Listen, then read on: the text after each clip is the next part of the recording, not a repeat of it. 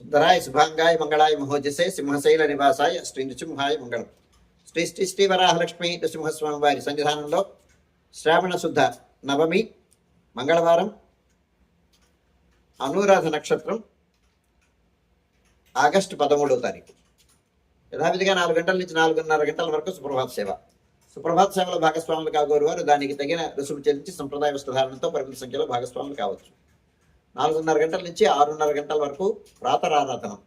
ప్రాతరారాధనంలో భాగస్వాములు కాగోరు వారు దానికి తగిన రుసుము చెల్లించి సంప్రదాయ వస్త్రధారణతో పరిమిత సంఖ్యలో భాగస్వాములు కావచ్చు.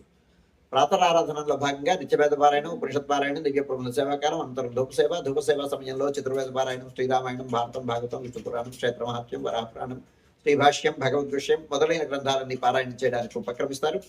అనంతరం పాలభోగ నివేదనం అయిన తర్వాత నిత్యహోమం, బలిహరణం అయిన తర్వాత మంగళాశాస్త్రం, చేతమార్గోష్ఠి, తీర్థ వినియోగం అయిన తర్వాత చుట్టు సన్నిధుల్లో మంగళాశాస్త్రం పూర్తి చేసుకున్న తర్వాత సుమారు 6:30 గంటల నుంచి సర్వదర్శనం ఆరంభమవుతుంది. 7:30 గంటలకు సహస్రనామార్చనం, 8:30 గంటలకు ఆర్జిత గరుడ సేవ, 9:30 గంటలకు ఆర్జిత నిత్య కళ్యాణం ఆరంభమవుతాయి.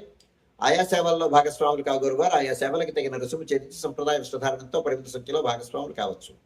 11:30 గంటల నుంచి 12:15 గంటల వరకు రాజభోగ నివేదనం, మహానివేదనం. ఈ సమయంలో భక్తుల యొక్క దర్శనములు నిలుపుదల చేయడం జరుగుతుంది. 12:15 గంటల నుంచి మధ్యాహ్నం 2:30 గంటల వరకు సర్వదర్శనం.